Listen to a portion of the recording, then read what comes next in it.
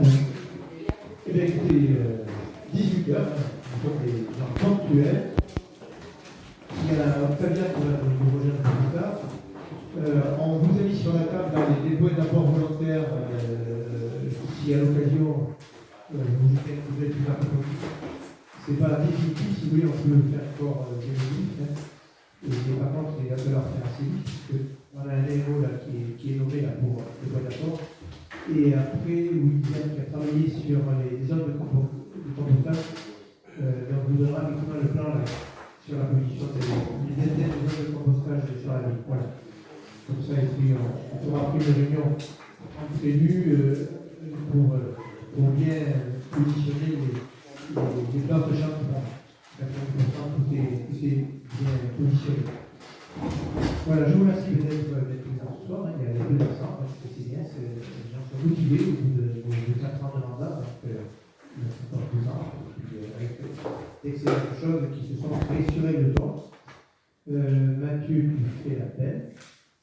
Charles Ferré, Patrice Adibouchot, Yves Latin, Nicolas Comte-Souza, Denis Perra, Jean-Marie Taguier, Muriel Rivet, Didier Cassé, Ludivine Bouillon, Annie Carrara, Claire Foris, William Trahen, Annie Delsol, Iliane Villalba de pouvoir Carrara, Paul Colbert, Delphine Henri de pouvoir Perra, Stéphane Coty, Marie Troussier de pouvoir M. Ferré, Jean-Michel Freiss, Francis Souda, Olivier Villa, Dany Vidal, Thierry Legal, Clarisse Gallet de pouvoir M. Villa, et Brigitte Monbeau-Lançon de pouvoir Mme Vidal.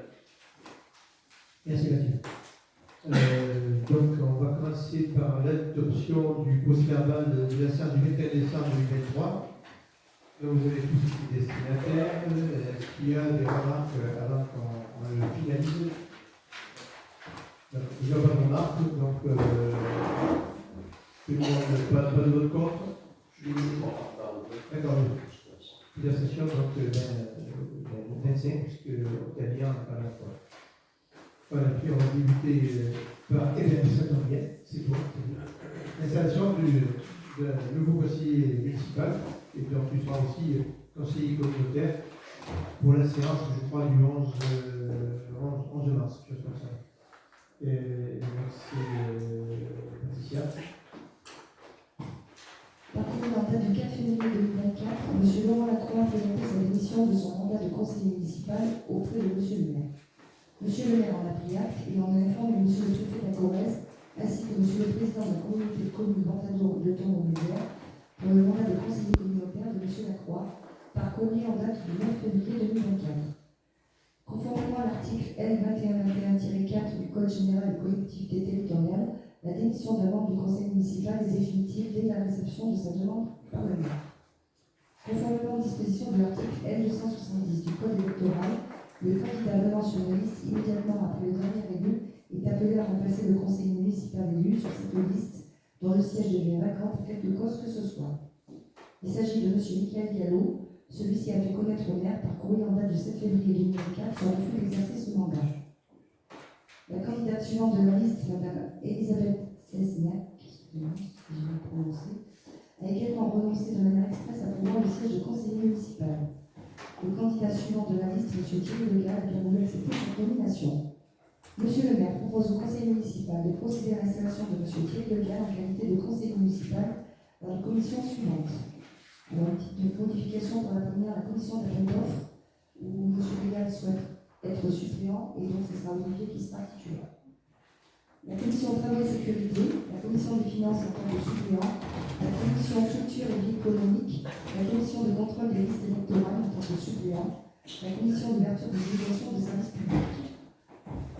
Monsieur le maire propose aussi de modifier le tableau de membres du conseil municipal en conséquence, de désigner M. Thierry Legal comme conseiller communautaire, et un tirage aussi, de désigner M. Thierry Legal représentant le syndicat des députés Fouch. Si, là, si, d'accord. Oui. Voilà. Donc, il reste des abstentions, je compte. Très bien. Non, mais bien vu, Thierry. C'est bien indiqué déjà de Michel Couy. Donc, on travaille de manière efficiente. Et bien, on poursuit par le bilan des sessions et des acquisitions. C'est Yves, je pense. Comme chaque année, il convient de dresser le bilan des sessions et des acquisitions communales de l'année précédente. Donc, M. le maire propose d'établir un récapitulatif des sessions et des acquisitions de l'année 2023 comme suit. Session des biens communaux du 1er janvier au 31 décembre 2023. Le 29/6/2023, parcelle de la section AK 153-184, la zone de Cholordre, 10 € le mètre carré, l'estimation des domaines conforme, l'acquéreur, c'est la SCI Bergerac, le Camaïdon. Le 29/6/2023, parcelle AX 105 et AZ 130 pour un prix de 18 000 €, estimation supérieure au domaine, et l'acquéreur, c'est Emilie Artesini. Le 30/03/2023, la parcelle section BB 166 au Buy-Passac pour un prix de 1 050 €, non soumis à avis, Madame Marie Cariolo. Le 30/3/2023, parcelle de section AW de 27 rue du Portet-Noir, 14,11 € le mètre carré, non soumis à avis et que de l'habitat. Le 30/03/2023, parcelle section AZ numéro 3 Marminel pour 54 000 €, non soumis à avis à l'AFPA. Le 25/5/2023, la parcelle AE 111 au prix de Douy pour un prix de 2 000 €, non soumis à avis à Isabelle Bugeaud. Le vendeur Isabelle. Le 30/10, la parcelle section AB 61 et 62 Ruben pour 5 880 €, non soumis à avis, le vendeur et consorts Sarah. Monsieur le maire, proposons au conseil municipal de prendre acte du bilan des sessions et des acquisitions communales de l'année 2023 sur le territoire de la commune. Donc là, c'est juste pour prendre acte. Est-ce que vous avez une question? Oui. Juste une question. Quand on a fait la session de SCI Jean-Jacques, on avait évoqué la possibilité de faire un mur végétal entre les maisons qui sont rue du Bosquet, rue des Rivières et la boulangerie. Je crois que c'est dans le lac de Marc. On va le relancer tout ça. Oui, tu l'as évoqué. Oui. Ok, merci. D'accord. Normalement, bon, j'ai eu d'ailleurs M. Houblé la semaine dernière pour l'implantation de 2 petites surfaces encore à côté de Marie-Rachel. C'est comment ça? Je ne sais pas. Donc, il n'y a pas voulu le dire parce que comme ils sont. Mais ça ne devrait pas tarder. Et puis aussi, la bonne nouvelle, aussi, hein, quand même, que je vous le dise. Donc, le permis d'aménager pour le cabinet de radiologie et d'imagerie médicale est arrivé. Voilà, normalement, donc ça devrait être au premier semestre. Voilà. C'est quand même intéressant pour la vie de temps. Et pour le territoire aussi.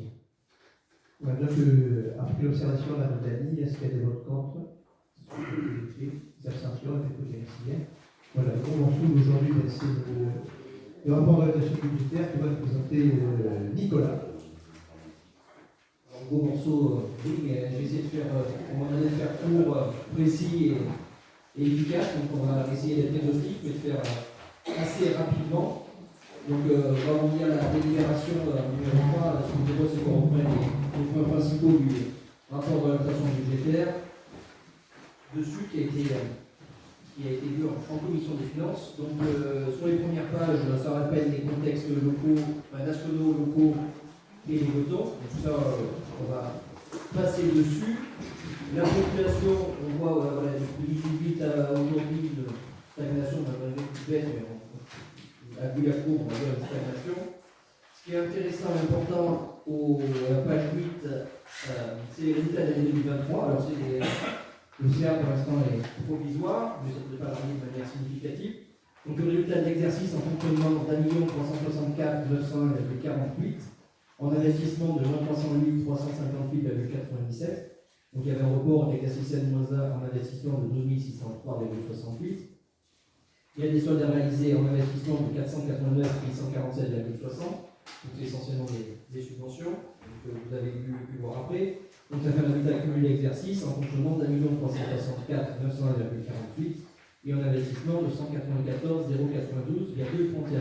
Donc ce qui est important de voir, c'est un résultat d'investissement qui est positif et qui prend en considération tous les travaux, enfin tous les investissements qui avaient été engagés et inversement toutes les recettes qui avaient des arrêtés et pour lesquels les travaux avaient été engagés. Ça veut dire qu'on est à 200 000 en positif, donc je considère qu'on est à l'équilibre.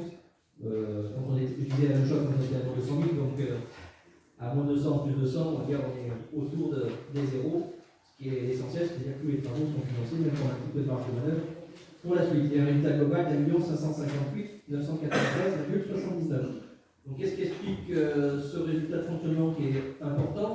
Donc, on a toujours été un peu pessimiste comme d'habitude sur les dépenses au moment du budget, parce qu'on voit toujours un petit peu large sur les dépenses dessus. Donc il y a une bonne maîtrise des charges de fonctionnement, notamment sur le deuxième semestre 2023, donc qui explique ce résultat en hausse. Et puis il y a des produits de la fiscalité qui ont été qui sont arrivés cette année de surprise, qui sont liés à des rappels, des rôles supplémentaires sur des industriels et des fonds.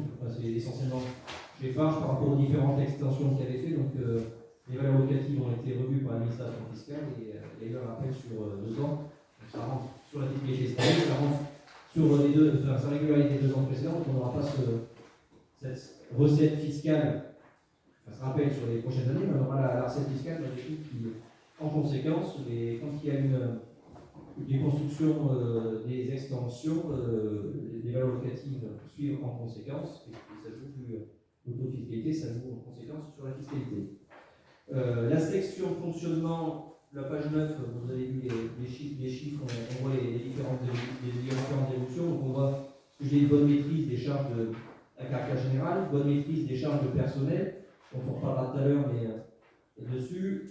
Les autres charges qui diminuent, 2022 était exceptionnel par rapport au solde des budgets de lotissement, des charges financières qui diminuent parce que l'encours de la dette diminue, et puis en recettes, des recettes, elles, qui augmentent, donc le chapitre 70 qui augmente sur la période, en tout cas, qui se stabilise, sur la période, il y a des loyers qui peuvent jouer dedans. Les 73 impôts et taxes qui augmentent, donc comme on a évoqué en commission des finances, sans hausse des taux de fiscalité, mais bien sûr une hausse de la fiscalité, vu que les valeurs locatives ont augmenté de 7%. Les dotations participation, donc les jetons par rapport à certaines collectivités entre 2018 et 2023 est bien doté de 1,6 million à 2 millions. Derrière, donc on voit les fiscalités, ça s'explique aussi par la fiscalité derrière qui est bien mobilisée par rapport à la capacité fiscale de la commune, notamment dans la DGF et dans ces différentes dotations. On prend l'État prend en considération la mobilisation du potentiel fiscal. Donc, par rapport avec le taux qui a un potentiel fiscal qui est relativement faible, mais qui est bien mobilisé au taux où ils sont, derrière, on est surpondéré sur la DGF. C'est-à-dire qu'on considère que les communes qui n'appellent pas de fiscalité ou peu de fiscalité n'ont pas besoin de dotation, ce qui est logique. Les autres produits, ça reste relativement stable. Je vous dispense des diagrammes et des différents histogrammes. Vous avez le tableau des effectifs, page 14, et où donc c'est un peu plus haut derrière. Non, même pas, je ne sais plus si on avait mis des équipes encore là, c'est une question que je l'ai posée l'année dernière.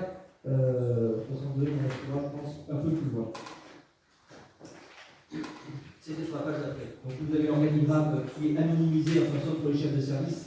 On a préféré, c'est logique, anonymiser pour les différents agents. Donc sur la page 15, à noter que les effectifs comprennent 48 titulaires à temps complet, un titulaire à temps partiel, et 7 contractuels à temps complet et 7 contractuels à temps partiel. C'est-à-dire qu'on a 55 personnes à temps plein et 8 personnes à temps partiel. Les dotations d'État, nous en avons parlé tout à l'heure. Donc on voit que la DGF reste stable, voire diminue, mais là où les dotations augmentent sur les prestations sur les terres rurales comme tous les ans. L'évolution des recettes fiscales en page 17, voilà, je voulais expliquer sur les rattrapages sur les rôles. L'État procède compensation à la baisse de la baisse de la taxe d'habitation, ça c'est comme tous les ans depuis quelques années. Derrière, la page 18, l'évolution de la propriété des capacités d'autofinancement. Donc ça c'est des ratios qui sont importants. Donc on voit une épargne brute sur 2023 d'1 551 093,39 avec un remboursement de la dette en capital de 776 594,54, ce qui fait une épargne nette de 775 000 euros quasiment. Donc ça veut dire qu'il nous reste 775 000 euros une fois qu'on a remboursé les emprunts. pour procéder à d'autres dépenses d'investissement. En 2024, 2025, 2026, on a prévu moins de recettes de fonctionnement en 2024, une petite évolution 25-26, à se dire qu'on est prudent, plus de dépenses de fonctionnement et d'évolution derrière.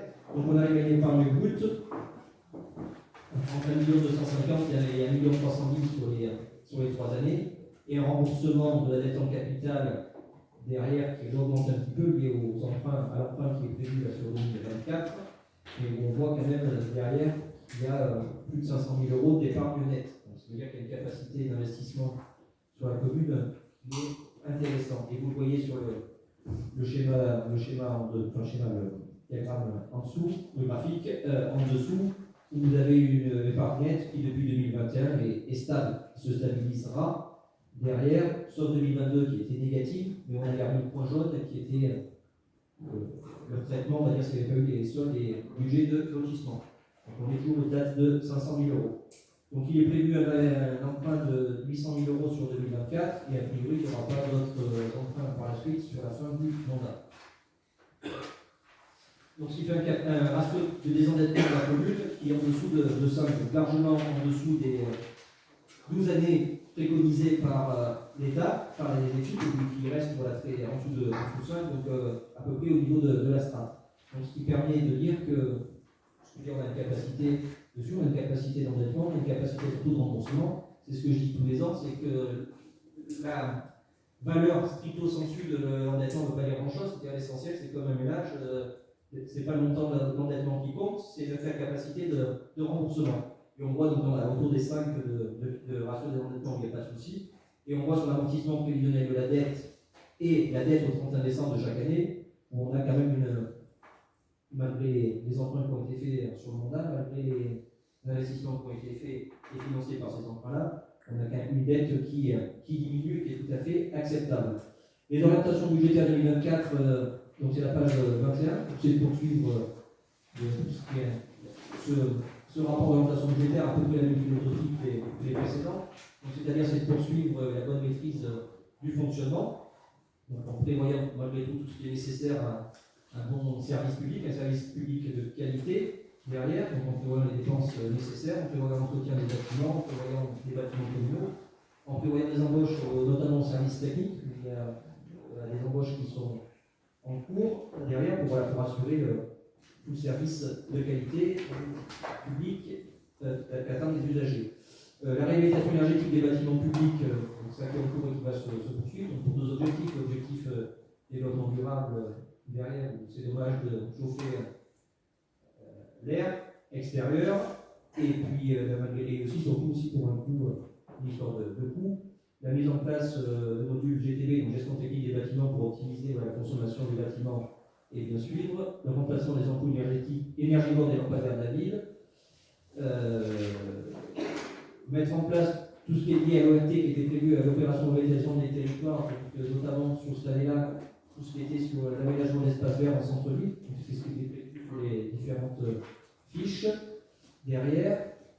Et puis derrière, continuer à rénover la voirie communale, optimiser l'approvisionnement en eau, poursuivre les travaux sur le schéma directeur de l'assainissement, maintenir le patrimoine communal en état, parce que les investissements, les constructions nouvelles qui sont importantes, aussi être maintenir le tout en état et améliorer le cadre de vie de la population, sachant que la philosophie est la même que celle qui a été précédemment. Quand on fait des travaux, notamment sur le schéma directeur de l'assainissement, c'est de voir les réseaux d'eau qui le nécessitent, de voir la voirie qui le nécessite, et de voir les trottoirs qui le nécessitent. Et puis après optimiser l'approvisionnement en eau, vous verrez après sur le budget de l'AEP, c'est le projet Puy des Fourches qui commence à bien avancer.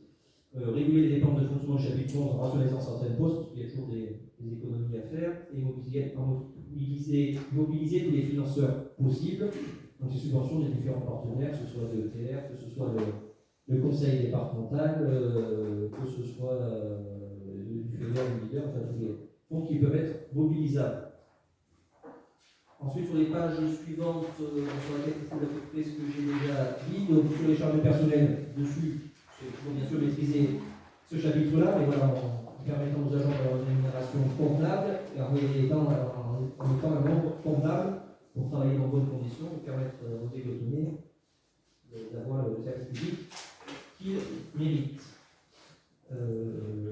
Sur la fiscalité, ce que je disais tout à l'heure, la même chose, il n'y aura pas de changement de taux, d'évolution de taux prévue sur l'année. Un emprunt de 800 000 € de prévu sur l'année, et puis en page 29, vous voyez l'état des restes à réaliser dont je parlais tout à l'heure, donc il y a 896 000 € de recettes prévues, où il y a des arrêtés qui n'ont pas été perçus, notamment sur tout ce qui était rénovation énergétique des bâtiments, où il y a 342 600 €, et ces travaux qui ont été faits, qui ont été en très grande partie payés. Et 400 000 € de restes à réaliser en dépenses. Voilà, c'est les différentes dépenses qui étaient engagées et qui n'ont pas pu se terminer ou être réglées sur la fin d'année. Les principaux investissements 2024-2025 sur le. D'ailleurs, il manque que 26 parce que vous voyez, c'est 25-26, donc quantique, on peut remettre sur 26.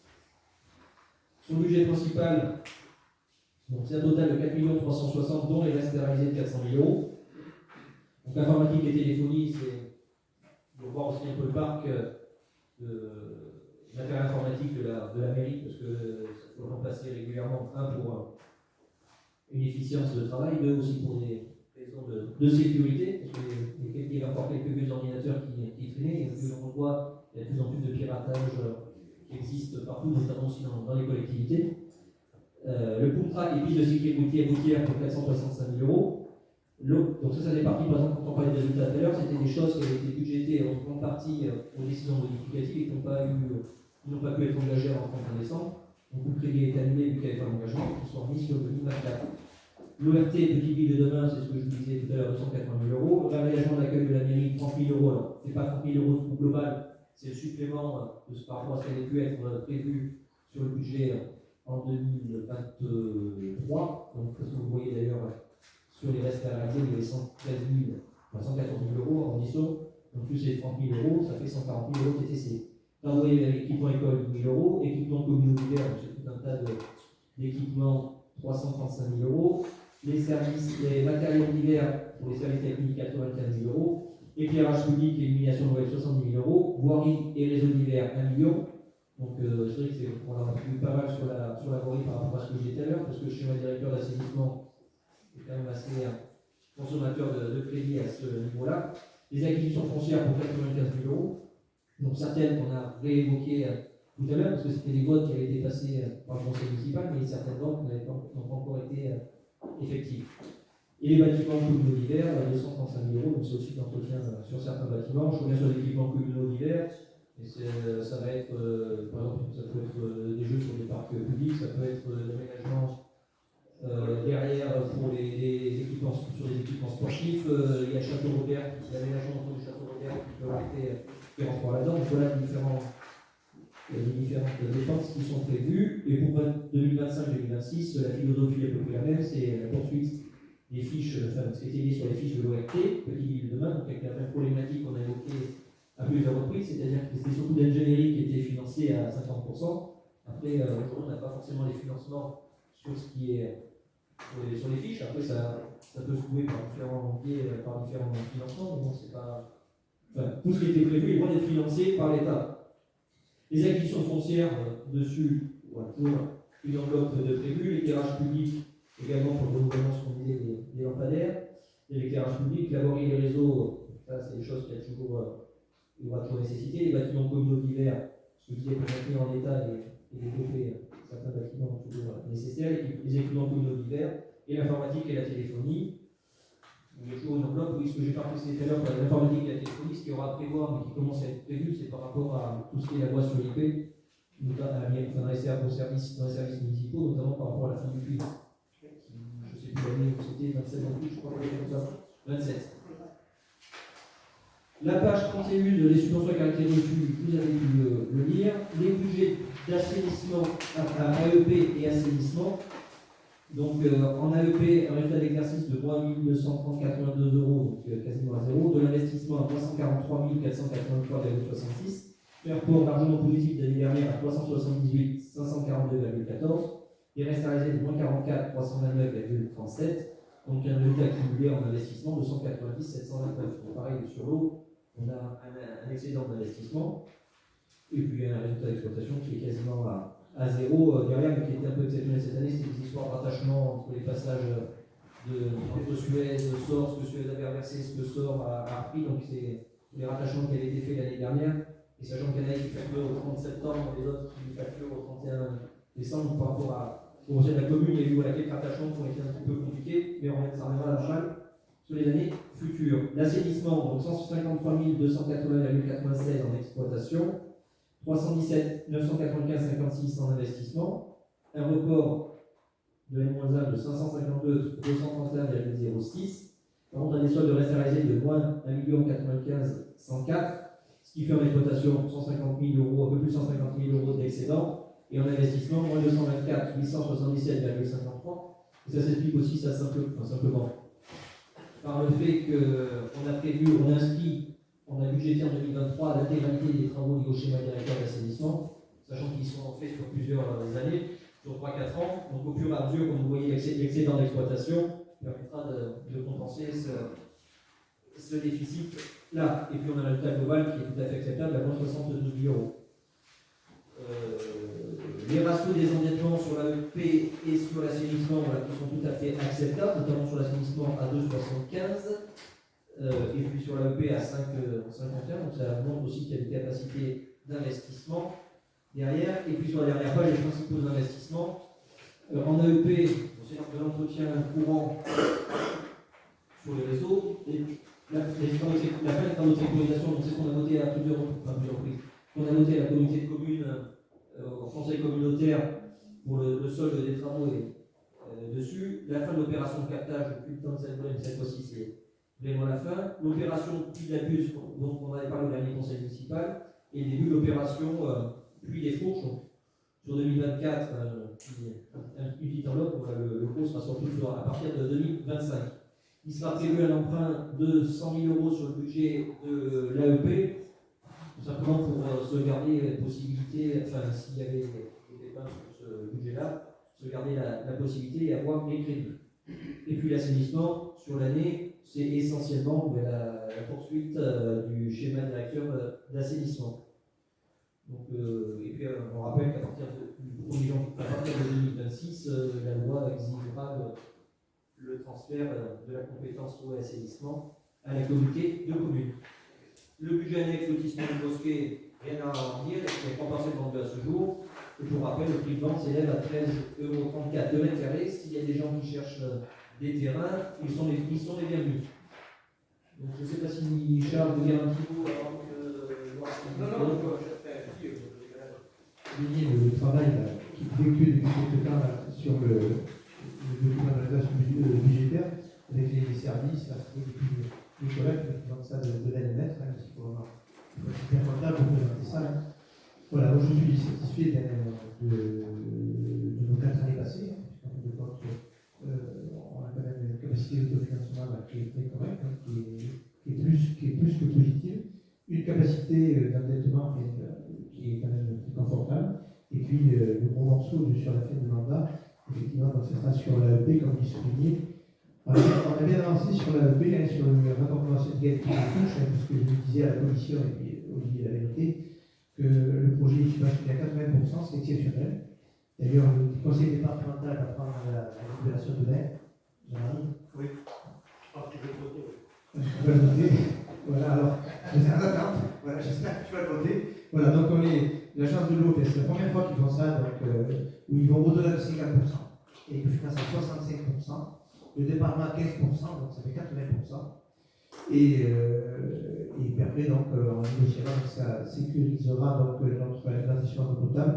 Et puis on est en train de faire des simulations de manière à ce que l'impact sur les électroniques soit le plus faible possible et reporté essentiellement aux entreprises.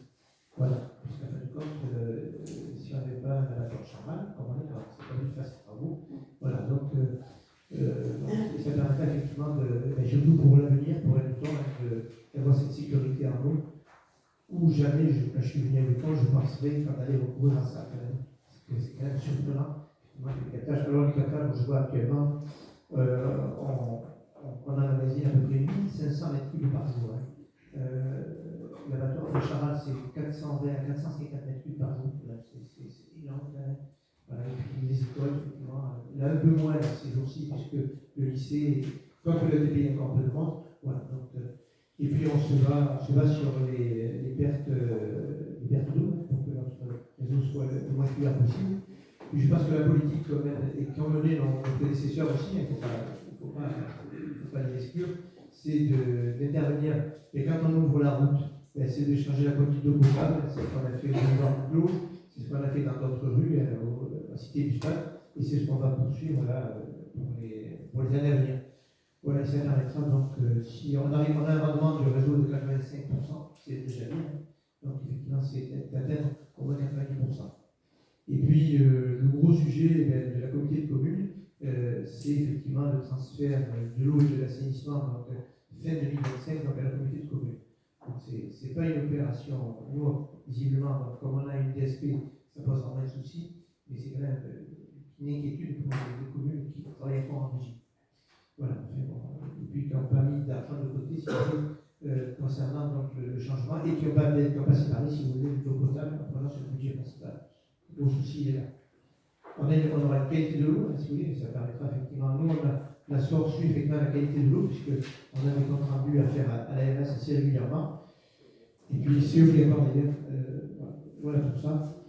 Et puis effectivement, donc, et puis aussi je voulais souligner l'impact des entreprises, en particulier on a un rappel sur l'entreprise phare de Custo, aux alentours de 180 000 € quand même, c'est pas innocent.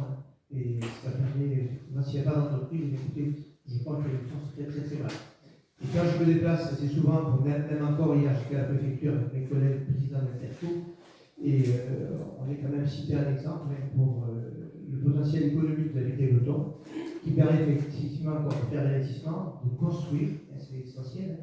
Et puis il y aura peut-être encore de bonnes nouvelles dans les prochaines semaines, mais je vous le dirai après. Donc, tant que c'est bien sûr, on va attendre un peu sur le secteur médical. Voilà. Voilà, si vous avez des questions, mes collègues, ou effectivement notre PFN. Nicolas, ça peut répondre. C'est lui, le trésorier. À propos du transfert de la gestion de l'eau potable à la communauté de communes, on sait comment on va gérer ça comptablement. Parce que nous, c'est plus la communauté de communes, et la communauté de communes a mis en place aussi une assistance dessus. Donc nous, après, alors je pense que ça sera relativement facile, nous, parce qu'on a des budgets séparés derrière. Après, comment ça va se passer à la communauté de communes, là, j'ai pas la réponse, mais c'est le travail qui est aujourd'hui fait par l'AENO, par M. Lesage et les auditeurs financiers par la Comcom. On a deux très bons bureaux d'études. Denis Lesage qui nous a accompagnés d'ailleurs, qui a pu modérer un petit peu les craintes de nos collègues de communes quand même. Et puis surtout, on a le niveau financier, c'est pas l'artificiel, mais c'est comme KPMG qui accompagne et puis des gens qui ont de la bouteille et qui sécuriseront donc les communes. D'ailleurs, on a reçu déjà le premier fichier Excel où les communes doivent répondre sur en faisant l'inventaire de tout leur réseau. Voilà, et puis on s'aperçoit quand même, c'est hors sujet, mais enfin, c'est très variable suivant les communes, où certaines communes encore ont des droits d'eau et ils ne payent pas l'eau potable. Ils prennent directement en source. Et donc ça a amené quand même des gros soucis pour des communes, en particulier Chaumet et autres, où les gens qui avaient leurs propres sources sont bien tombés malades l'été 2022 quand même. Ils sont pratiquement empoisonnés. Et en fin de compte, quand les gens maintenant ils frappent à la porte pour qu'on leur ramène de l'eau sur des kilomètres, je pense que ça va être clair, ça sera la charge de la commune. Ça ne sera pas la collectivité, si vous voulez, à payer les places des communes ici pour amener l'eau potable et que les gens, donc vous avez Soignac, vous avez d'autres villages où ils prennent de l'eau potable sur les sources. Voilà. On était assommé des chiffres. S'il y a d'autres remarques. Petite ville de demain, qu'est-ce que vous planifiez? Donc, on a évoqué en commission des îlots de chaleur, donc créer des îlots de fraîcheur, et pour les 2 années qui suivent, les 300 et quelques mille euros. Alors donc on peut regarder effectivement, il y a une fiche qui permet d'améliorer le parking en face des saveurs forestières. Donc le plan a été fait. Et puis entre nous, une étude de demain. Si ce n'est pas du leur, dites-moi ce que c'est. Ils payent, on est financé sur l'équipe d'ingénierie, et c'est aux communes à payer. Alors on peut mettre 2-3 millions, on peut se faire plaisir, on peut mettre par tant qu'on veut, si vous voulez. Et c'est après, donc nous on a mis l'enveloppe aussi. Tout l'aménagement autour du château Robert, pour faire des plantations. Et puis ensuite, petite ville de demain, l'école d'Amiens Matescolaire, qui est inscrit dans la petite ville de demain, où il y a un travail, où il y aura donc des plantations, des jeux. Voilà. On va travailler sur 2024 là-dessus pour améliorer le cadre de vie.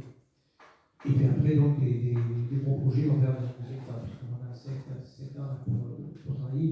Alors, il y a des communes, effectivement, on a fait une réunion avec toutes les villes concernées, donc on a des gros projets, en fait. Nous, on ne rentre pas dans ces strates-là parce qu'ils ont des projets d'acquisition de bâtiments. Et je pense à l'ESA, pas d'autres plus dans le reste. Mais nous, on a la difficulté de l'habitat, on a le conseil départemental. Et d'ailleurs, à ce propos, on reçoit des établissements fonciers publics de France et on va voir ce qu'on peut faire par la suite pour l'avenir de la région. Ben, si jamais un jour les silos se démontent, voilà. Le bâtiment du conseil départemental, déjà pour bien poser les jalons pour l'avenir. Et comme il y a pas mal de financement, je sais que tu l'as été bien aidé pour des opérations lourdes, surtout sur les fichiers industriels, comme ça c'était le cas pour les instex stagés, donc en pensant à l'avenir, en inscrivant ça dans le schéma quand même. Parce que je crois bien qu'il n'y aura peut-être plus jamais de graines à ces silos. Parce que c'est parti. Même malgré qu'une Vivo, avec des groupes où les moulins de Strasbourg, où les moulins soufflés, moulins de Billancourt sont portés à l'erreur, mais je ne vois rien venir. Voilà, donc ça fait partie effectivement des projections sur l'avenir, on va pas rester donc en retard. Voilà, si vous avez d'autres questions, on va remercier les services. Là, je pose, concernant la taxe d'habitation, elle est progressivement supprimée depuis 2018 et maintenant totalement supprimée, sauf pour les résidences secondaires. J'aimerais savoir si la base a été revalorisée ou si c'est toujours celle de 2018. La base est toujours celle de 2018, parce que c'est fixé. Je n'ai pas posé tout à l'heure, j'ai pensé après. Le problème de la taxe d'habitation, c'est qu'une compense, mais une compense sur la base de 2018, donc il y a un écrêtement naturel. C'est le problème qui est connu un peu partout. À l'époque, je m'étais posé la question et j'étais attentive, mais en fait, je n'avais pas regardé. Je me doutais bien de ta réponse. Alors, les bases, je ne sais plus comment ils les gèrent trop, mais les taux sont figés, les bases sont figées. La seule chose où il y a, ça serait sur les résidences secondaires, sur la taxe sur le logement vacant. Après, on n'a pas vraiment pu isoler ce qui va rapporter la taxe sur le logement vacant. Donc, pour nous, ça ne rapporte pas grand-chose, c'était plus un côté dissuasif. Enfin, ça ne rapporte pas suffisamment, mais c'était plus un côté dissuasif pour certains, incitatif pour certains compris. Enfin, dissuasif pour pas laisser vacant quelque chose qui était en réalité une résidence secondaire, pour éviter la taxe d'habitation sur les résidences secondaires, il aurait pu être tenté de dire c'est vacant, mais un logement vacant, c'est qu'il n'y a pas dedans. Et puis après, il y a plutôt incitatif pour faire des travaux, parce que ça ne rapporte pas énormément à la collectivité, il y a certains propriétaires qui payent beaucoup. Il y a un immeuble là du marché de Vienne qui a bien été sous le joug de la taxe d'habitation, voilà. Donc on avait proposé de l'acheter avec l'Office public de l'habitat. Je pense que ça va revenir dans notre escartiel sans tarder. Si on paye 5 à 6 000 euros de taxe d'habitation pour des logements qui sont vides, ça doit faire un petit peu mal quand même. Voilà. Je ne sais pas s'il y avait d'autres remarques ou pas. Donc s'il n'y avait pas d'autres remarques dessus, donc M. le maire rappelle l'article L2312-1 du Code général des collectivités territoriales qui dispose que dans les communes de 3500 habitants et plus, le maire présente au conseil municipal dans les 2 mois précédant l'examen du budget un rapport sur les orientations budgétaires, les engagements pluriannuels envisagés, ainsi que sur la structure de la dette. Ce rapport donne lieu à un débat au conseil municipal dans les conditions fixées par le règlement intérieur prévu à l'article L2121-8. Il est pris acte de ce débat pour une délibération spécifique. Ce débat a pour objet d'informer les membres du conseil municipal sur la situation financière de la commune et débattre sur les principales perspectives et orientations budgétaires de l'année à venir. Vous avez une document de synthèse qu'on a commenté rapidement. Il est rappelé que le débat d'orientation budgétaire n'a pas de caractère décisionnel, c'est le budget qui est décisionnel. Le rapport d'orientation budgétaire faisant état de débat fait l'objet d'un vote de l'Assemblée. Donc, le maire a déjà dit, mais je vais aussi en profiter pour remercier services municipaux, que ce soit la comptabilité, enfin, que ce soit la comptabilité et que ce soit au service technique aussi pour donner les informations, et pour avoir permis de faire ce rapport qui, je pense et je l'espère, s'améliore d'année en année. Et donc, dans ces conditions, M. le maire propose au conseil municipal donc, de prendre acte que la tenue des cas budgétaires pour l'année 2024 a donné lieu, ça, il n'y a pas de doute, et d'approuver le rapport d'orientation budgétaire pour l'année 2024, donc qui s'abstient, qui est contre, donc 5 contre et 22 pour. Je vous remercie pour votre attention. Et merci Nicolas aussi. Le bulletin, ça passe des chiffres à la vue. Voilà, vue.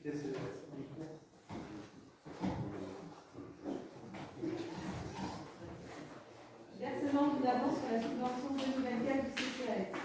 Comme chaque année, M. le maire indique qu'il convient de verser une avance sur la subvention annuelle attribuée au Centre communal d'action sociale.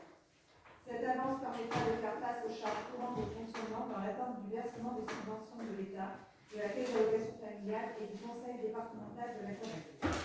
Monsieur le maire propose au conseil municipal d'autoriser le versement d'une avance sur la subvention du Centre communal d'action sociale au titre de l'année 2024 en montant de 50 000 €.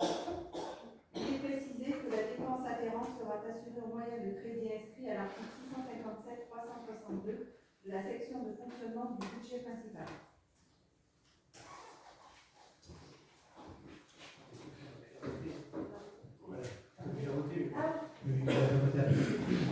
Voilà, juste avant qu'on vote, là, on commence à voir les retours là, du bilan de chauffage à ce bâtiment, parce qu'il est classé donc il y a une étiquette énergétique C avec le réseau de chaleur. Je pense que c'est pas trop mal quand même. Puisque depuis l'ouverture, depuis le mois de juillet jusqu'à fin décembre, le choc sanitaire et puis le chauffage, ça nous est revenu à 6 000 €. Alors qu'auparavant, malgré le faible coût de l'électricité, on payait 45 000 € par an. Donc vous imaginez si on avait gardé le foyer des jeunes travailleurs comme on était, ça serait aux alentours de 60 à 70 000 €. Les loyers paieraient à peine, si vous voulez, donc les dépenses d'énergie. Voilà, donc bon point là pour nous. Et puis en plus, ce que je voulais aussi, c'est qu'on fasse le maximum de pubs, de Didier Octavien, dans les établissements, c'est lui aussi, quand les étudiants viennent, qu'on ait cette possibilité d'offrir aussi aux étudiants le logement, donc ça c'est le cas jamais. C'est quand même des conditions quand même très favorables. Il n'y a pas de question. Qui est contre? Qui s'abstient? Merci pour la confiance. L'émission de la parcelle, c'est jamais. Délibération numéro 5, acquisition de la parcelle AH176 auprès des consorts Amuron. Monsieur le maire expose que l'opportunité d'acquisition foncière s'est présentée dans le cadre du positionnement du plan d'apport volontaire sur le territoire de la commune. Monsieur le maire propose de réaliser l'acquisition suivante parcelle AH176 au consort Amuron pour une surface de 1050 mètres au prix de 6 300 €. Y a-t-il des questions? Si on avait une question concernant le... Alors, en fait, deux petites questions. 1050 mètres carrés, qu'est-ce qu'on va faire de l'ensemble de la surface? On va mettre des apports... On met pas de base volontaire, c'était ça, oui. Donc, et puis en plus, donc, ça peut servir de réserve de terre végétale ou autre. Et puis en plus, on est en train de négocier la parcelle 175 et 174. À partir d'un ensemble où on fera donc un embellissement paysager quand les gens arrivent dans le temps, quelque chose de correct, sans doter, et puis ça va permettre effectivement de poursuivre la coulée d'air. Voilà. Et puis surtout, ça va permettre effectivement d'avoir ce point d'apport volontaire ici qui va desservir les gens qui viennent du boulevard de Couvent. C'est sûr qu'on aurait pu prendre que 150 mètres carrés. Enfin, je vous laisse négocier. Vous prenez 150 mètres carrés au bord et puis qu'est-ce que vous faites du reste? Et dans la même optique aussi, puisque je peux vous dire, si vous voulez, donc on n'est pas là pour cacher, la famille Emro avait deux parcelles. Ils avaient aussi la parcelle 182. La parcelle 182, qui est au-dessus là. On a le même temps.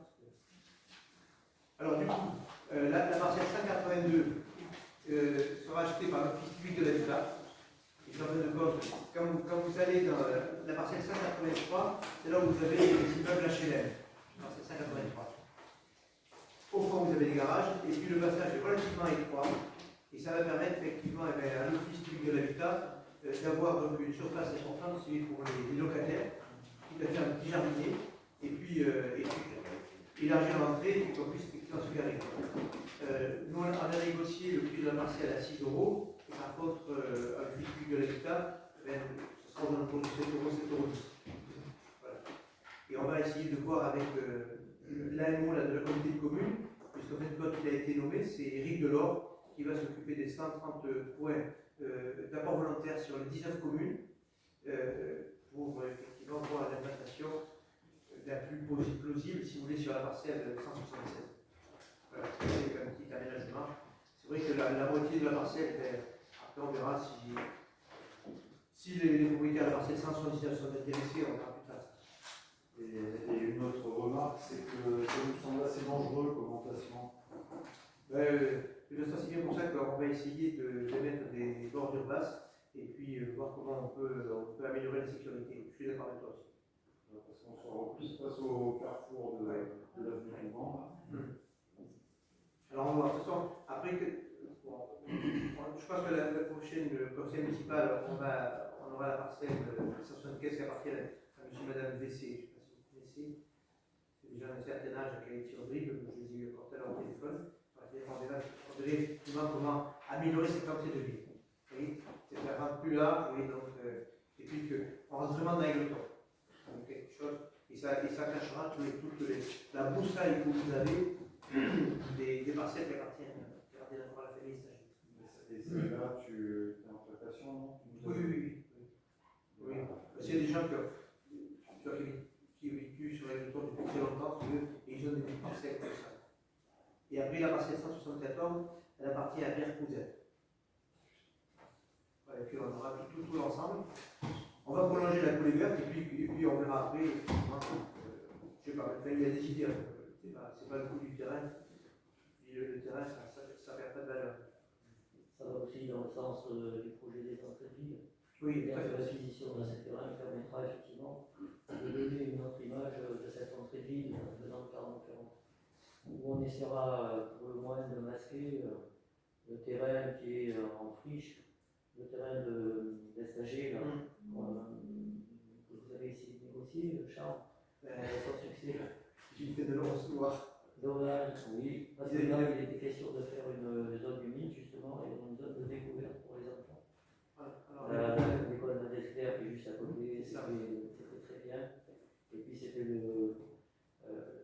le moyen aussi d'embellir cette entrée de ville qui est un petit peu dénudée, qui n'a pas d'origine architecturalement, etc. Après, le propriétaire est censé entretenir son terrain. Alors, au plus bas de la commune de Fay, si tu veux. Mais bon, là pour aller dans cette grande parcelle, il faut vraiment qu'il fasse 3-4 mois d'étiage, pas de pluie. C'est bête parce qu'on aurait pu faire quelque chose d'intéressant. C'est vrai qu'à l'époque, ça avait été négocié à 5 € le mètre carré. Et quand j'ai repris la mairie, donc je n'étais pas d'accord, si vous voulez, le prix. Donc j'ai proposé 50 centimes. Vous avez compris que je me suis tiré les oreilles avec interdiction absolue. Donc ça va venir, vous savez, puis les gens ne sont pas éventés. Et puis comme en plus, ça ne pourra jamais être constructif, parce que dans le SCOT et dans le PLUI, c'est considéré comme trame bleue et trame verte. À partir de là, c'est fini. Voilà, j'ai beau l'expliquer, donc trame bleue et trame verte, le terrain est condamné à tout jamais. Mais ça c'est bête, parce qu'on peut faire un joli petit plan d'eau, on peut faire un passage. Oui, c'est bien passé pour l'école, comme disait William, c'est idéal. Ah oui. Non, puis on avait prévu, c'est dans notre business, pour les séparatifs des eaux pluviales et des eaux usées, au lieu de charrier les eaux pluviales qui descendent du clos, de les mettre sur ce terrain, tu vois, de faire un écoulement. Et j'ai plus le droit, donc j'ai survécu. Par rapport à ce qu'on a dit, par rapport au rôle de tout à l'heure, quand on parlait des équipements communaux, dans le budget des équipements communaux, il y avait aussi tout cet aménagement-là des équipements, enfin ce qu'il y avait à faire.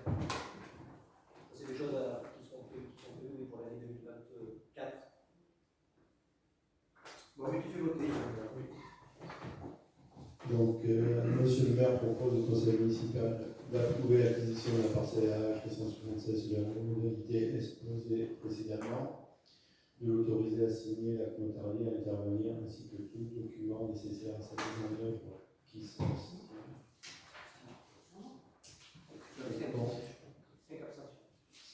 Merci. Merci, Jean-Michel, c'est Didier. Didier, là, c'est tout, ouais. Délibération 6, convention avec le conseil départemental de la Corrèze en vue d'adhérer au groupement de commande des prestations liées à la production d'énergie renouvelable. Dans le cadre de la démarche Corrèze bouclier énergétique déployée par le département de la Corrèze en coordination avec la Chambre des métiers de l'artisanat, de la Chambre de commerce et de l'industrie, ce dernier propose la constitution d'un groupement de commande destiné à mutualiser l'ensemble des besoins exprimés en matière d'études, de maîtrise d'œuvre ou de travaux. Cette démarche globale s'inscrit dans une logique partenariale vertueuse qui permettra de favoriser les économies d'échelle, optimiser et sécuriser la procédure, obtenir les prix les plus rapidement, sélectionner des prestataires compétents. Le département de la Corrèze assurera la coordination de ce groupement. Le conseil départemental de la Corrèze propose une convention constitutive d'un groupement de commande qui est jointe à la présente délibération. Donc, voilà, je ne sais pas si vous avez regardé, si vous avez des remarques. Je sais pas si Jean-Marie pour vous. Pour vous, c'est tout à fait classique. On sait bien qu'on a une démarche commune avec le département et les communes. Et comme on l'a fait dans la commune commune. Donc, monsieur le maire propose au conseil municipal d'approuver cette convention, d'autoriser monsieur le maire à signer tous les documents nécessaires. Merci.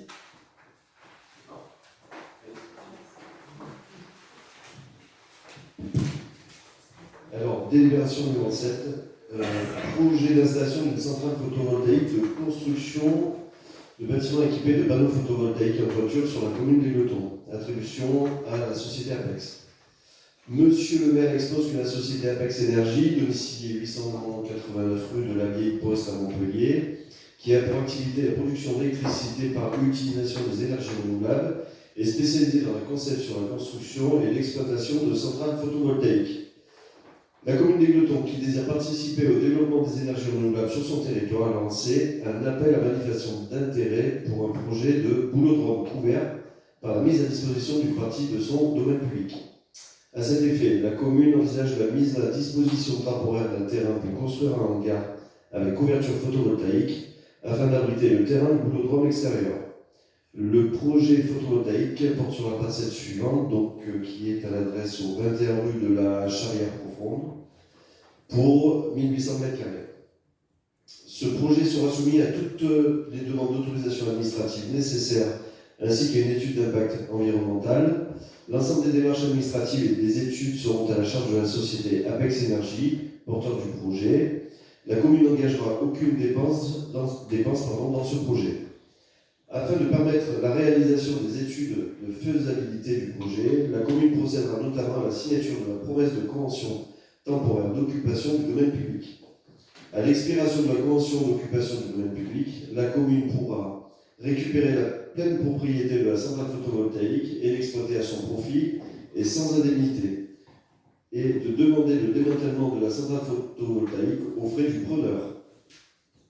Alors, on a demandé pour en bois. Et donc, visiblement, ils ne sont pas. Ah bon? Dommage. Alors, c'est par rapport à la hauteur, c'est par rapport au problème de flambement. Il va tout renforcer, effectivement, parce que comme il est très très haut, le bâtiment, alors que d'habitude, si c'est dans des hangars agricoles, on a moins, si tu veux, de hauteur sous le plafond, c'est-à-dire au bout de la toiture. Voilà, c'est l'argument qu'ils nous ont. Ah bon, il fera quelle hauteur Moi, j'en peux plus, je sais pas, mais les coulisses, là, donc si c'est pas du bois, ce sera du métal? Oui, métallique. Il faudrait demander un habillage au moins, parce que ça fera pas... Oui, mais ça, après, l'habillage, on peut le faire aussi. Ça peut se faire, surtout que l'habillage, le bois, on le retrate gratuitement. comme vous avez vu, en fait, c'est un collier là-dessus, vous avez dû voir donc les WIS là, ils font leur buvette, là, et je t'ai bien souligné quand même que tout le bois était fourni par Farge Pisco quand même. Voilà. Et c'est quand même un point important. Et nous, on va poursuivre effectivement, après la DVC avec un WC et puis d'autres éléments, voilà, qu'on va effectivement adjoindre donc à ce bâtiment. Voilà. Oui, le bâtiment est très joli. Je pas aussi la superficie du bâtiment. C'est pas 1800 mètres carrés. Si, c'est 1800 mètres carrés. Ouais. De toute façon, ils construisent plus maintenant à moins de 2700-1800 mètres carrés. Ouais, ça couvre effectivement. Donc là, on a fait, j'étais revenu en préparatoire avec les cubistes. Le plan, enfin, la structure porteuse est faite de façon à ce qu'ils puissent jouer. Alors, je ne sais plus, enfin, donc tout est bien codifié, de toute façon. Voilà. De toute façon, mais ça tourne vraiment bien. On a un club de boules là, qui tourne bien, je sais pas combien de licenciés. Donc, ils vont libérer notre bâtiment utilisé, ils vont garder les deux. Ah, ils gardent tout, oui. Ah oui. Non, mais c'est mégantique, ils veulent se faire s'inscrire, je sais pas, valider les projets, je sais pas. En fait, ils ont lancé en fait, une école en fait, d'État présent. Du coup, ils ont à peu près multiplié par 2 leurs effectifs en une année. Et donc, en fait, ils ont un projet de s'inscrire, on va dire, en compétition. Donc voilà, c'est un club qui est dynamique, qui fonctionne bien. Il y a des interactions avec les scolaires, oui. Également, avec le centre de loisirs. La pratique, c'est bien affirmé. Ils mettent aussi de l'ordre à disposition, notamment, alors c'est pas sur très heureux, mais avec l'unité ou autre. Mais, et puis il y a beaucoup d'échanges aussi avec d'autres clubs, comme les clubs brévistes, etc. Voilà, puis le bâtiment est étonnant pour accueillir, enfin, sort au nom, parce qu'il y a 2 portes de feu. Et qui doivent arriver sans arrêt. Et donc, ils peuvent faire effectivement des championnats. Aussi bien pour handicapés que pour on a déjà fait un aménagement, pour handicapés. Et derrière. Bon, tu fais d'autres questions. Non, ça va, merci.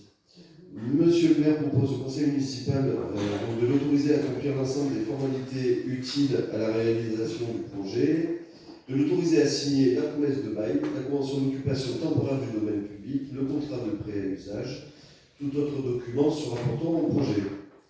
Donc, qui est contre? Qui s'abstient? Merci. William, oui. La délibération numéro 8 porte sur la désaffection du chemin rural.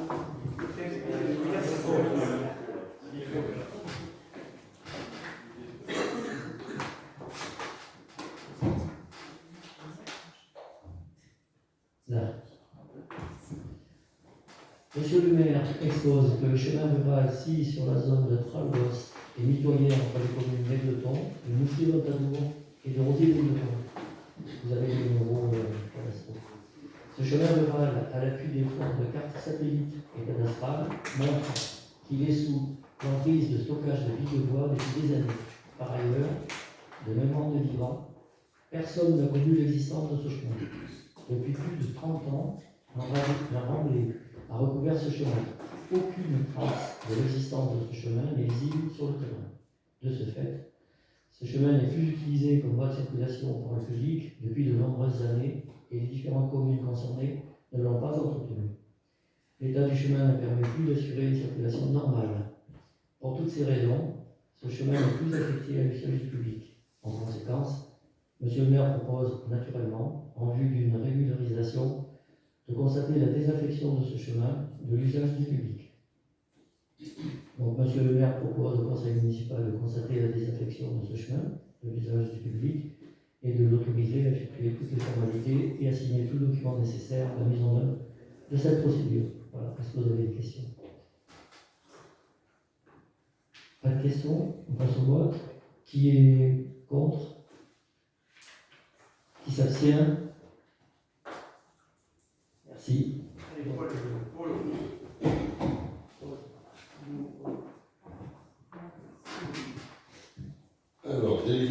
1909, aliénation d'un chemin rural, zone de Tragos. Monsieur le maire expose que lors du conseil municipal du 7 octobre 2023, une délibération a été prise concernant cette aliénation et que depuis, il a été mis à jour que la commune de Rosier-le-Glouton est également concernée. Il convient donc de prendre une nouvelle délibération. Aussi, le chemin concerné est localisé entre la parcelle A102 de la commune de Moustier-en-Tadour et AS35 de la commune des Glotons et E1093 et E1094 de la commune de Rosier-les-Glotons. Il explique que l'aliénation de ce chemin est un élément important pour la régularisation foncière de la propriété de celle-ci, qui se trouve actuellement dans l'enceinte de l'entreprise Farge SAS. Considérant que cette portion de chemin pourront être aliénées à l'issue d'une enquête publique, Monsieur le maire propose au conseil municipal de lancer l'enquête publique préalable à l'aliénation de la partie du chemin qui appartient à la commune des Glotons en vue de son aliénation, de le charger de constituer le dossier d'enquête publique en lien avec les communes de Moustier-en-Tadour et Rosier-les-Glotons, et l'autoriser à effectuer toutes les formalités et à signer tout document nécessaire à la mise en œuvre de cette procédure. C'est la loi, de toute façon. C'est l'affecter et puis l'animer. Donc qui est contre?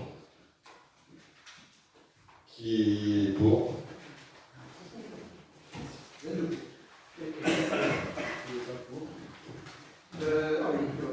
Denise, il s'agit de procéder au renouvellement de la demande de délégation pour l'organisation de la semaine scolaire. En effet, je rappelle que depuis la rentrée scolaire 2018, la commune des Glotons avait décidé d'organiser le temps scolaire sur 4 jours dans le cadre du bénéfice d'une dérogation à l'organisation de cette semaine scolaire sur 4 jours et demi. Cette dérogation arrive à son terme à la prochaine rentrée, donc il appartient au Conseil de renouveler celle-ci. Donc je vous rappelle qu'il existe 2 façons d'organiser les rythmes scolaires, ou bien les planifier sur 4 jours et demi, ou bien sur 4 jours. Dans ce cadre-là, les heures d'enseignement sont réparties sur 8 demi-journées, sans modifier bien sûr le volume scolaire sur l'année ou sur la semaine. Donc on est appelé à se prononcer sur le maintien de la dérogation de la semaine à 4 jours. Bon, ça fonctionne très bien. Les équipes sont satisfaites. Toujours dans ce cadre-là, j'apporterai 2 points. C'est que dans l'aménagement du temps méridien, nous avons reçu 4 bénévoles dans le cadre de l'action Lire et faire lire pour organiser un atelier de lecture sur ce temps-là. Donc, ça permet de mieux répartir plutôt les enfants et de leur apporter une action intéressante et bénéfique. Et puis, je rappelle également qu'avec mon collègue William, nous n'avons pas abandonné l'idée d'aménagement des cours scolaires. Donc, ça fait partie aussi du bien-être de la journée scolaire. Voilà. Est-ce que quelqu'un a des questions? Cet atelier de lecture, il est sur la base de volontariat? Oui, tout à fait. Mais ça marche très bien. Il y a 4 personnes. 4 personnes et combien d'élèves? Sur les 2 groupes d'élèves qui mangent à la cantine, c'est-à-dire 140 élèves. Donc, les élèves... Et il y a d'autres agents qui prennent en charge les élèves. C'est un atelier parmi d'autres. D'accord, mais pour les enfants, il est obligatoire, l'atelier? Non. Non? Non. Il va qui veut. D'accord. Et là, moi, dans le projet dans le rapport de délibération, information qu'on parle de nouvelles activités périscolaires. Oui, mais ça, c'était sous le régime des 4 jours et demi. Oui, et est-ce qu'il y a eu... Et NAP, mais on les a abandonnés. Oui, je sais qu'on les avait abandonnés à l'époque, mais est-ce que depuis 2018, peut-être que le gouvernement a revu sa copie, on peut toujours rêver, et l'accompagnement n'est pas meilleur qu'il ne l'était à l'époque?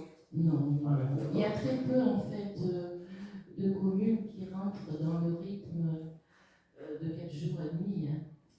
Bon, dans notre territoire, il y en a quelques-unes, mais les grandes villes ont mis la semaine à 4 jours, d'un point de vue global sur le territoire.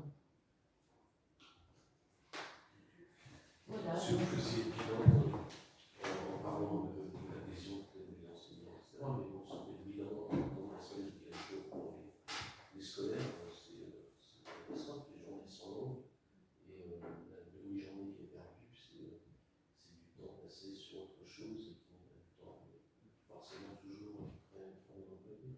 Mais bon, Je connais l'historique en même temps, la journée du mercredi est aussi bien occupée et dévolue, j'ai envie de dire, pour les enfants, pour les activités sportives et autres. Donc, il ne faut pas oublier que 2 soirs par semaine, il y a les cours de langue turque qui sont dispensés aussi sur l'école de Benne. Donc, ça permet aux enfants de souffler le mercredi. Moi, je le vois comme ça. Voilà. Bon, le gouvernement c'est directif, on le fait ou on ne le fait pas, parce que c'est toujours des conflits, effectivement, entre les parents, les enseignants. Et on est toujours sur le régime dérogatoire. dérogatoire. Nous, on a fait l'exemple, on ne va pas revenir en arrière.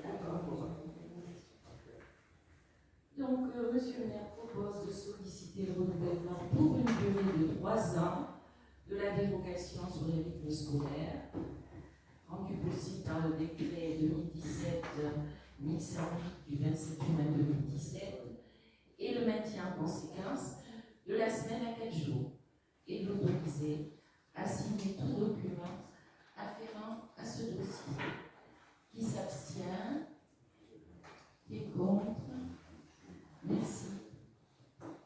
Merci Denise et Mathieu, le spécialiste. DRH. Pas vraiment, mais bon. Donc la réforme de la protection sociale complémentaire dans la fonction publique redéfinit la participation de l'employeur au financement des garanties de la protection sociale complémentaire de ses agents et les conditions d'adhésion ou de souscription. Dans ce sens, la participation de l'employeur perd son caractère facultatif pour devenir obligatoire à compter du 1er janvier 2025 dans le domaine de la prévoyance. Il est à noter que le volet prévoyance a pour objet de maintenir la rémunération des agents dans le cadre d'une incapacité de travail, d'une invalidité, d'une inaptitude ou de décès. C'est un peu bizarre ça quand même.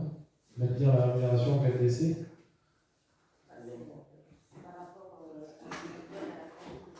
Pardon? Ah oui, d'accord, parce que c'est un peu... Dit comme ça fait un peu bizarre, mais c'est formidable alors. Le décret numéro 2022-581 du 20 avril 2022 relatif aux garanties de protection sociale complémentaire à la participation obligatoire des collectivités territoriales et de leurs établissements publics à leur financement a davantage précisé celle-ci, ainsi que les garanties minimales de la dite protection. À cet égard, la participation obligatoire de l'employeur s'élève à minima à 20% d'un montant de référence de 35 €, soit 7 € brut mensuels pour le volet prévoyance. L'accord collectif national du 11 juillet 2023 portant réforme de la protection sociale complémentaire des agents publics territoriaux a, en outre, abouti à des mesures plus protectrices pour les agents. Il prévoit une participation de l'employeur à hauteur de 50% minimum de la cotisation payée par les agents. L'accord impose la forme de contrat collectif auquel les agents auront l'obligation d'adhérer si l'employeur y souscrit et dont certaines garanties doivent prévoir un maintien à minima de 90% de la rémunération nette. Cette procédure comporte l'obligation de conclure un accord à l'issue d'une négociation collective locale. En attente de transposition normative, il ressort de ces éléments que la participation de l'employeur peut intervenir soit par la mise en place d'une convention de participation comportant une procédure de mise en concurrence, gérée en autonomie par la collectivité territoriale, ou bien par l'adhésion à une convention de participation proposée par le centre de gestion. Sur ce point, l'article S 827-7 du Code général de la fonction publique dispose que les centres de gestion doivent conclure, pour le compte des collectivités et établissements de leur ressort, une convention de participation dans les domaines de la santé et de la prévoyance, dans le cadre de l'aide à la protection sociale complémentaire des agents. Le centre de gestion de la fonction publique territoriale de la Corrèze a décidé de lancer en 2024 une consultation pour la passation d'une convention de participation dans le domaine de la prévoyance en vue de souscrire un contrat collectif. Pour ce faire, une mutualisation avec les autres centres de gestion de la région pourra être envisagée. Il propose aux collectivités intéressées de se joindre à cette procédure en lui donnant mandat par délibération. Partant dans l'objectif d'une meilleure couverture sociale des agents, il convient de donner mandat au centre de gestion de la fonction publique territoriale de la Corrèze pour mener à bien la mise en concurrence dans le domaine de la prévoyance et pour, le cas échéant, réaliser la négociation collective locale. Le montant de la participation versée aux agents sera précisé à la signature de la convention, après avis du comité social territorial, et sera à minima celui prévu par les textes. Monsieur le maire propose au conseil municipal de décider de se joindre à la convention de participation dans le cadre de la protection sociale complémentaire, domaine de la prévoyance, que le centre de gestion de la fonction publique territoriale de la Corrèze prévoit de conclure, de donner mandat au centre de gestion de la fonction publique territoriale de la Corrèze pour lancer la consultation nécessaire à sa conclusion, d'autoriser, le cas échéant, le centre de gestion de la fonction publique territoriale de la Corrèze à négocier et conclure un accord avec les organisations syndicales représentatives du périmètre du contrat, d'autoriser, le cas échéant, le maire à déterminer avec le centre de gestion de la fonction publique territoriale de la Corrèze les conditions de déroulement de la négociation et les modalités de conclusion de cet accord, ainsi qu'à approuver l'accord négocié, et de prendre acte que les caractéristiques précises, prestataires, garanties et tarifs lui seront communiquées au terme de la procédure engagée par le centre de gestion de la fonction publique territoriale de la Corrèze pour lui permettre de décider de signer ou non la convention de participation souscrite.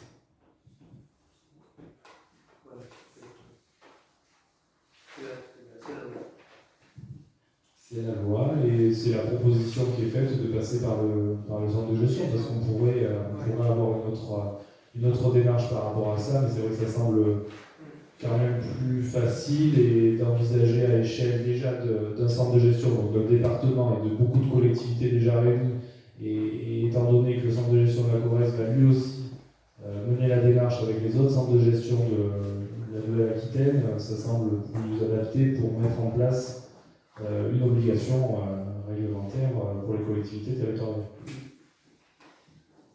Tout à fait, pour ça dans le bon sens.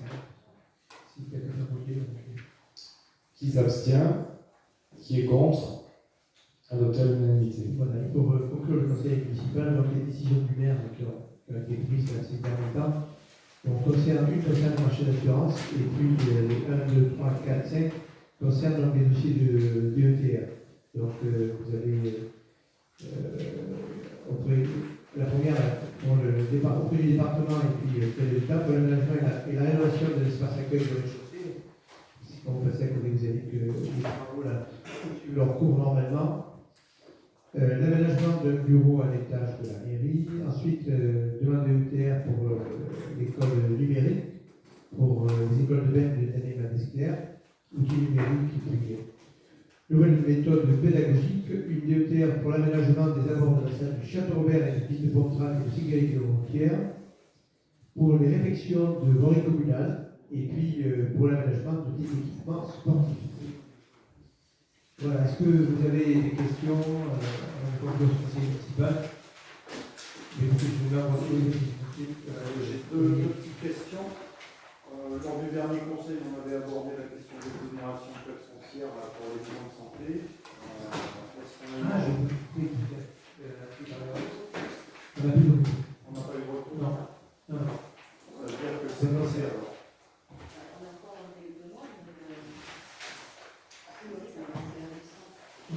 Et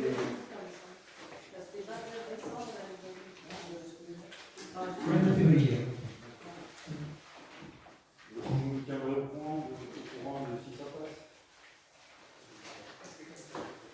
Mais c'est pas comment on avait débattu un peu plus, il nous semblait que ça n'était pas dans les clous. Le fait qu'on ait la zone santé, donc elle est pratiquement occupée tous les bureaux sont occupés, puisque le docteur Coulier est présent. Et il y a tout occupé, il n'y a qu'un siège de libre là, pour le dentiste, et puis on va voir dans les jours à venir s'il y a une bonne nouvelle. Et j'avais une autre question concernant la rue de Saint-Thierry, l'aménagement qui a été fait. Là où c'était du boulevard des Combes, ça c'est le conseil départemental qui l'a fait ou... Non.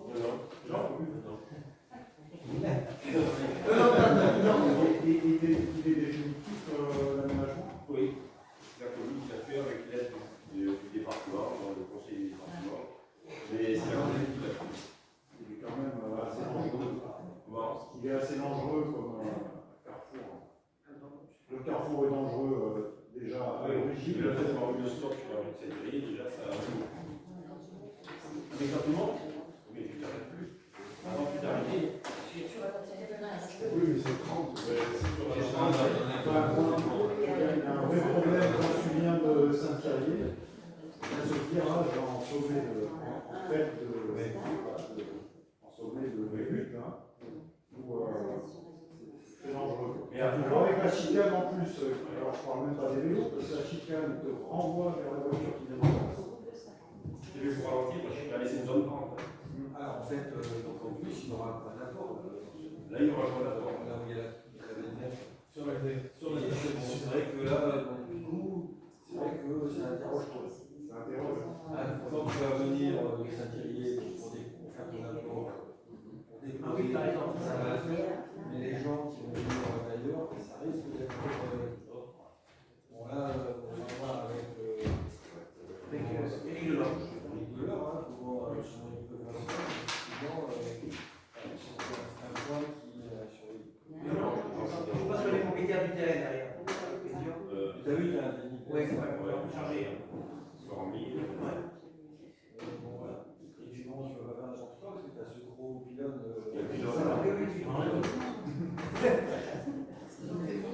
Non. Mais depuis que ça a été fait, il n'y a pas eu de problème, il n'y a pas eu d'accident. Alors qu'avant, il y en avait. Ah oui, oui, oui. Avant, il y en avait. Le riverain en bas, il a fait son chemin. C'est la boue. Ça rentrait souvent chez M. Labou. Ouais. Ah, même chez la bouche, un truc comme ça, c'est aménagement. Oui, c'est vrai. Ah oui, je te jure, tu vas dans la. Et au niveau des poids lourds aussi, c'est mieux, parce que les poids lourds étaient obligés de s'arrêter en son école, sur la bosse, c'était encore pire pour les maisons. Je voulais juste préciser aussi au niveau départemental. Oui. Avec l'agglomération, et pour la police et le maire, pour tous les aménagements, c'est la commune qui le fait. C'est vrai qu'il y a eu des tests qui ont été faits avec les services du département. Alors, le service, service d'appui, je ne sais plus comment, et de prévention au niveau du département, qui, en fin de compte, tous les aménagements sont faits avec des règles, voilà, c'est réglementaire et tout. Après, au choix de la commune de mettre une chicane, de mettre autre chose, de mettre un dodane, de mettre un feu récompense, comme on a vu d'ailleurs. C'est vrai que, après, l'aménagement, c'est la responsabilité de la commune. Sur demande d'autorisation à la collectivité dans le département. L'aménagement, ne serait-ce qu'une voie qui permettrait aux vélos de ne pas s'engager dans la chicane. Là, je parle pour les cyclistes, ce serait. Ça peut être ça, en plus c'est sur la côte. Non, c'est juste une demande d'autorisation d'utilisation du domaine départemental, puisque le panneau d'aglo était avancé, je ne sais pas si le panneau était avancé pour pouvoir faire chicane, parce que souvent, sur la route départementale même, qui est propriété du département hors aglo, on n'aurait pas fait cet aménagement. Mais c'est vraiment des aménagements aglo, en reste en bref, c'est catastrophique. Puis la zone 30. Oui, la zone 30. Pareil, nous, hors aglo, zone 30, il faut qu'il y ait quelque chose qui, visuellement, resserre pour que les gens ralentissent. Si tu mets sur une grande longueur, un panneau de 35 ans de flux, les gens le regardent presque bien. Pas d'autres questions? Juste sur ça, on va avoir la commission. Oui, justement. Avant de débarquer pour la réunion, vous regardez bien, effectivement. On a effectivement donc envisagé des coins semi-enterrés dans le centre-ville, derrière l'église, qui est tout dépendra de ce qu'il y a dans le sous-sol. l'église au cinéma, puisqu'il y aura un point là, sur la place de la terrasse, et puis derrière le cinéma, voire après, au niveau du parking, le conseil départemental, dans la atelier là. Et puis après, bon, il y a pas mal travaillé donc, avec le bureau d'études et puis les élus. Et puis on peut effectivement, donc, les points fixes où je m'en suis enterré, parce que cela c'est fini, ils ne sont plus. Par contre, après, les conteneurs, c'est vraiment une discussion pour effectivement les déplacer. On est quand même bien outillés, hein, parce qu'on a une quarantaine de points là sur un bilan, alors que des communes, des fois, ils ont que 2 points là sur des communes où ils font 4 à 5 km. On a essayé de regarder au mieux avec les emprises foncières, qu'on ne soit pas trop obligé d'aller chez les privés. Il n'y a que 4 ou 5 points. Donc, qu'on a abordé tout à l'heure.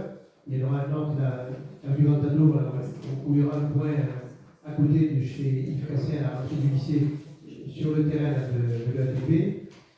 Pour chez toi, il y aura un point en bas de chez Soudier, entre les 4 pavillons qui se font là, chez Soudier, ici là, en bas. Voilà. Au début, il nous l'avait collé à la place de la verte, on va pas mettre ça devant les gens, ok.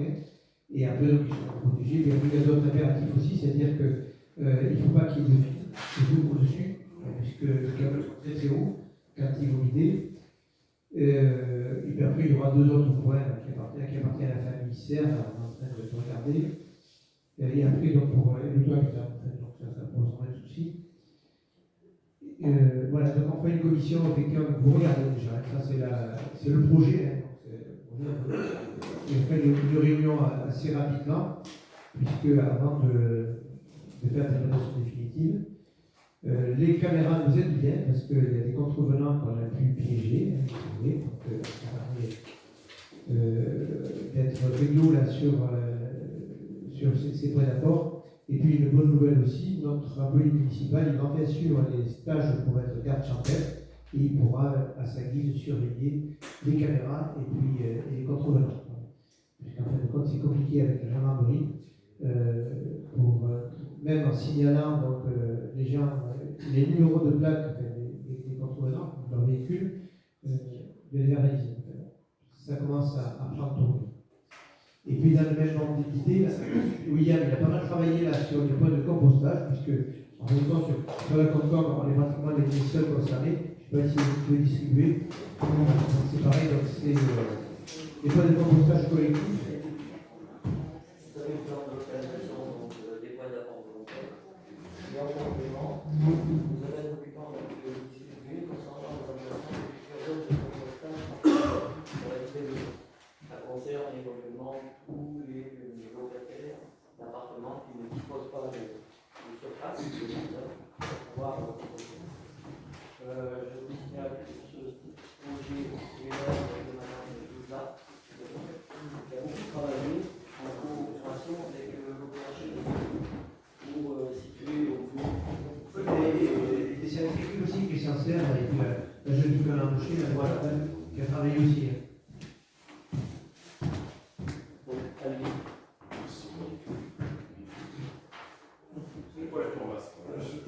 Je m'inquiète par rapport à ce que tu as dit par rapport à SAG. Donc, s'il n'y a pas de repreneur, il y a un mur qui s'est élevé quand même. Oui, mais donc les assurances commencent à étudier la situation. Parce que tout à l'heure, j'ai vu trois braves étudiants qui logent à la maison, là où on ne peut plus accéder, qui passent sur le lot de chez les couches à Noël et qui remontent à pied chez eux. C'est surtout surveiller ce qui est en dessous, parce qu'avec la flotte qui va encore tomber, il ne faudrait pas qu'il y ait deux qui tombent. De toute façon, on va maintenant, ça doit marcher le cheval. Non, pour moi, c'est pas la département. De toute façon, là, c'est pas tout le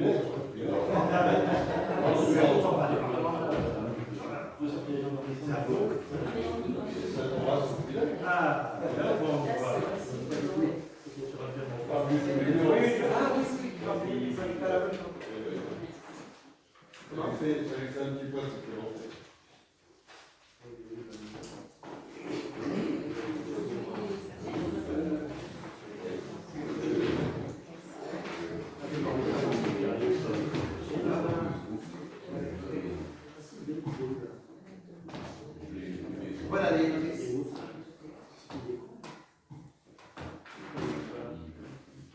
Ils sont essentiellement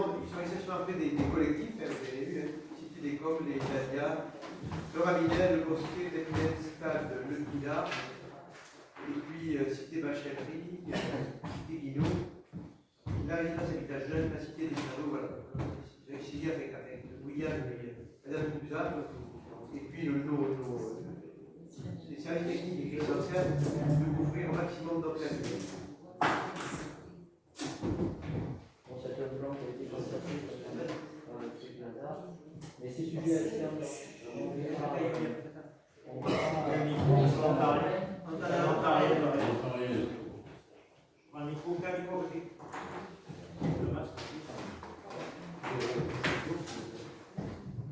Oui, je disais simplement que ce plan est issu d'une étude en concertation avec les services techniques, Magali Pouzat, et la principale auteur de ce projet, et l'OPH.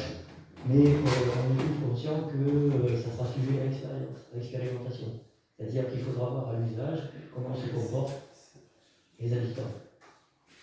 C'est pour ça qu'on sait très bien qu'il y aura une grande campagne d'information à faire pour que les habitants, nos concitoyens, participent à l'effort. Et le plus important, ce sera de désigner des référents pour chaque composteur partagé, pour vérifier l'usage qui en est fait et aussi pour assurer, si vous voulez, le brassage de ces éléments, puisque s'il n'y a pas de brassage, il n'y a pas de décomposition et pas de fonctionnement possible. Voilà. Donc il va falloir, mesdames et messieurs, changer vos habitudes pour la plupart, et puis c'est peut-être ce qui sera plus difficile à faire. Donc ça passera par une phase d'information. Et puis avec le cas champêtre, la mise en demeure pour les personnes récalcitrantes, eh bien, nous aurons au moins cette fois-ci le pouvoir de dresser des contraventions, ce qui me ravit personnellement pour essayer de régler quand même quelques problèmes récurrents. Voilà. Voilà, donc on fait une réunion rapidement dans le mois de mars. Une fois que vous aurez regardé l'emplacement, il y a des choses à modifier. Voilà, je vous remercie. Je vous souhaite une bonne soirée. Samedi soir, il y a un spectacle à 20h30 avec Sébastien. Ça